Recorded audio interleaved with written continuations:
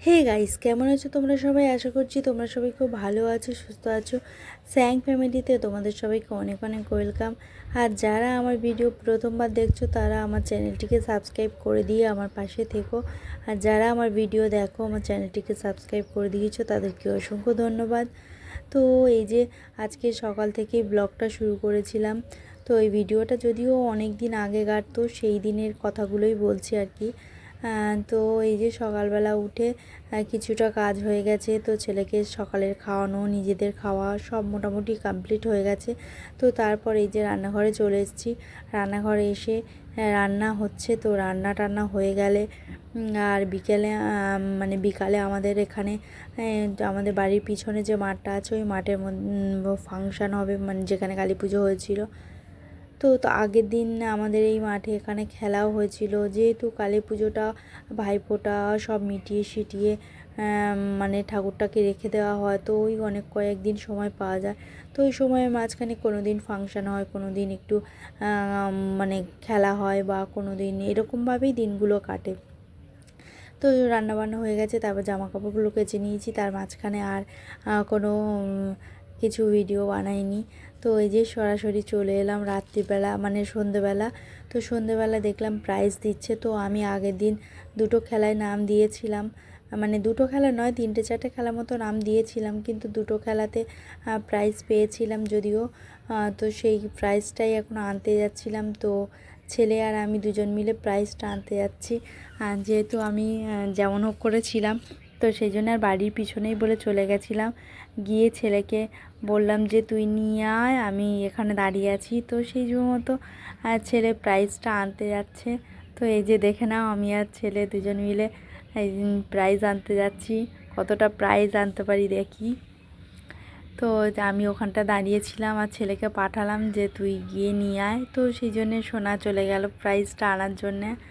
কিন্তু ও তো জানে না যে কত প্রাইজ বা কিছু। ওর মতো ওখানে গিয়ে দাঁড়িয়ে আছে, আর ওরা আমাকে ডাকছিল যে তুই এসে নিয়ে যা, ওরকমভাবে দেওয়া যাবে না। আর তারপর আমি বললাম যে না, আমি এখন যেতে পারবো না, তো ছেলের কাছেই দিয়ে দাও। তো লাস্টে ভাবলো যে দিয়েই দিই, তো সেই জন্য ছেলের কাছে দিয়ে দিয়েছে। তো এখানে এমনি খেলাগুলো ক্যাজুয়ালিভাবে হয়, সেরকমভাবে ভেবো না যে এইরকম প্রাইজ দিয়েছে বাকি কিছু।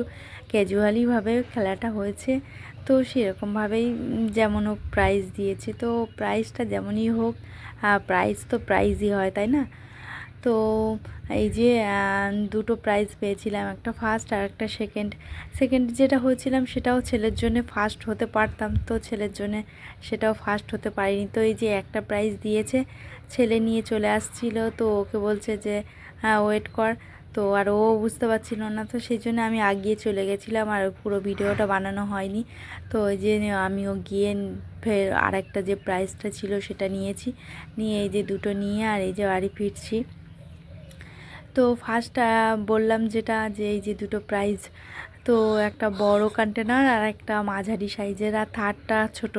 তো আর এই যে আগের বছরের একটা কন্টেনার ছিল সেটা মিলেমিশে ছেলে সাজিয়ে এরকমভাবে ডিজাইন করে দিয়েছে।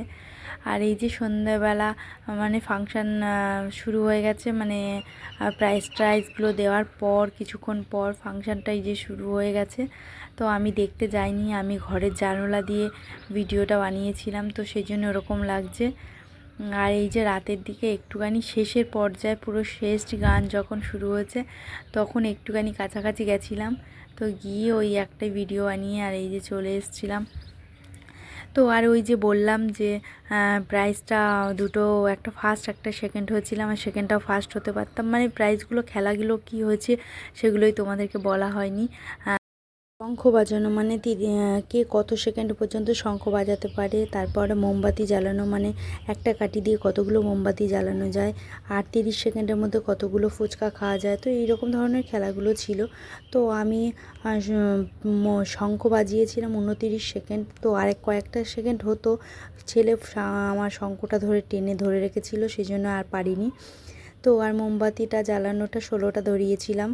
তো আর এই মিলিয়ে আর ফুচকা খেয়েছিলাম, বেশি খেতে পারিনি, 7টা ফুচকা খেয়েছিলাম। আর হায়েস্ট যে হয়েছিল সে অনেকগুলো খেয়েছিল।